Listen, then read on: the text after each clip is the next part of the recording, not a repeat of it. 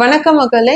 மே 18 தமிழினத்தை அழித்து துயரத்தில் ஆழ்த்திய இந்த நாளை தமிழின பேரெழுச்சி நாளாக அனுசரிச்சு நாம் தமிழர் கட்சி ஒவ்வொரு ஆண்டும் முன்னெடுத்துட்டு வராங்க. அப்படி இந்த ஆண்டு சென்னை மறைமலை நகர்ல இன்று மாலை 4 மணிக்கு நடத்த திட்டமிட்டு இருக்காங்க. அனைவரும் உணர்வுடன் கண்டிப்பா கலந்துக்கணும்னு நான் கேட்டுக்கிறேன். அந்த திடல்ல இருந்து நத்தம் சிவசங்கரன் அண்ணன் சாமானியன் யூடியூப் சேனலுக்கு பேட்டி கொடுத்திருக்காங்க. அந்த யூடியூப் சேனல்ல பல்வேறு தரப்பட்ட கேள்விகள் கேட்கப்பட்டிருந்து அதற்கு அண்ணன் ரொம்ப சிறப்பாவே பதில் சொல்லியிருந்தாங்க. அதுல சில விஷயங்கள் நான் உங்ககிட்ட ஷேர் பண்ணிக்க விரும்புறேன். அதுல அவங்க கேட்டிருந்த கேள்வி என்னன்னா, நாம் தமிழர் கட்சியோடைய வாக்கு சதவீதம் குறைஞ்சிருக்கு, இதுக்கு காரணமா நீங்க என்ன பாக்குறீங்க அப்படின்ற கேட்டிருந்தாங்க. அதற்கு அண்ணன் என்ன சொல்றாங்கன்னா, நம்ம கட்சியில பயணிக்கக்கூடிய அனைத்து உறவுகளுமே உழைச்சோம். ஆனா அண்ணன் சீமான் அவர்கள் அளவுக்கு கடுமையா உழைச்சோமானா இல்ல. அப்படி ஒரு வேளை உழைச்சிருந்தோம்னா கண்டிப்பா மக்களுடைய நம்பிக்கையை பெற்று இந்த தேர்தலை நம்ம வெற்றி பெற்றிருப்போம்.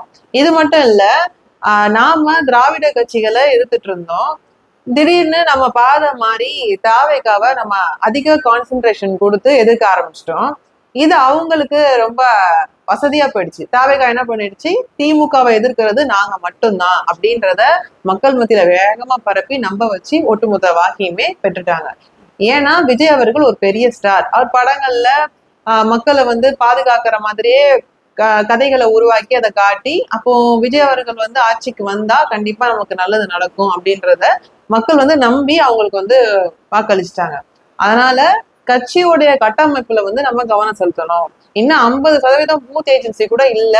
இதை நம்ம எல்லாருமே ஒத்துக்கணும். இதுதான் நிதர்சனமான உண்மை. அதனால நம்ம கிராமந்தோறும் கட்சி கட்டமைப்பை உருவாக்கணும். அதற்கு முகாம் அமைச்சு உறுப்பினர்களை சேர்க்கணும். நம்ம கட்சியில உண்மை நேர்மையுமா நிறைய உறவுகள் உழைச்சிருந்திருப்பாங்க. ஆனா பழைய ஆட்கள் எல்லாம் சூழ்ச்சி முறையில அவங்கள அண்ணனோட சேரவே விடாம கட்சியில இருந்து விலக்கி இருப்பாங்க. அவங்க எல்லாரையும் மறுபடியும் கட்சிக்குள்ள சேர வைக்கணும்.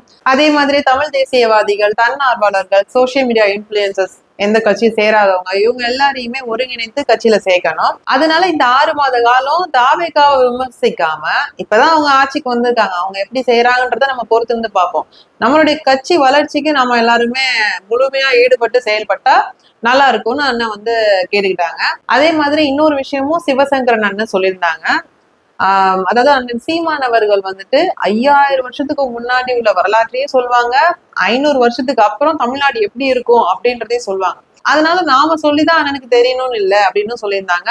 ரொம்ப சிறப்பா இருந்துச்சு. அடுத்ததா அவங்க என்ன கேள்வி கேட்டிருந்தாங்கன்னா, இவிஎம் மிஷினாலதான் நாம் தமிழர் கட்சியுடைய வாக்கு சதவீதம் குறைஞ்சிருச்சு அப்படின்ற கருத்து இருக்கு, அதை நீங்க எப்படி பாக்குறீங்க அப்படின்னு கேட்டிருந்தாங்க. அதுக்கு அண்ணன் என்ன சொல்லியிருந்தாங்கன்னா, இவிஎம் மிஷினை யாராலையும் ஹேக் பண்ண முடியாது, நான் ஒரு டெக்னாலஜி படித்தவன், அதனாலதான் நான் இதை சொல்றேன் அப்படின்னு அவருடைய கருத்தை சொல்லியிருந்தாரு.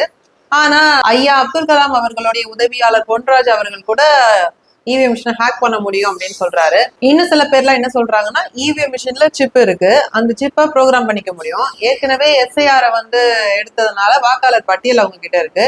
அந்தந்த கட்சி என்ன சின்னம்ன்றத முன்னாடியே முடிவு பண்ணிடுறாங்க. அதனால அவங்களுக்கு என்ன வேணும்ன்றத முன்னாடியே ப்ரோக்ராம் பண்ணிக்க முடியும்னு சொல்றாங்க. ஆனா நான் என்ன சொல்றேன் அப்படின்னா, அங்க அந்த இவிஎம் மிஷின்ல இருக்கக்கூடிய வாக்கு சீட்டை எண்ணணும். அப்பதான் நம்ம சரியான முடிவு என்னதுன்றதை நம்மளால தெரிஞ்சுக்க முடியும். இந்த மாதிரியான சிக்கல்கள் எல்லாத்தையுமே நம்மளால தவிர்த்துக்கவும் முடியும். இதை ஏன் எந்த கட்சியும் பேச மாட்டாங்க அப்படின்றது தாங்க எனக்கு கேள்வியே. எல்லா கட்சியுமே வாக்கு சீட்டை தான் எண்ணணும் அப்படின்றத ஸ்ட்ராங்கா வச்சாங்கன்னா நல்லா இருக்கும். நாம் தமிழர் கட்சி இந்த கருத்தை மக்கள் மத்தியில கொண்டு போய் சேர்க்கணும் அப்படின்றதையும் நான் கேட்டுக்கிறேன். நீங்க என்ன நினைக்கிறீங்கன்ற உங்க கருத்தை கமெண்ட் செக்ஷன்ல சொல்லுங்க. இன்னமும் என்னுடைய சேனல்ல நீங்க சப்ஸ்கிரைப் பண்ணலன்னா மறக்காம சப்ஸ்கிரைப் பண்ணி உங்களுடைய சப்போர்ட்டை எனக்கு தாங்க.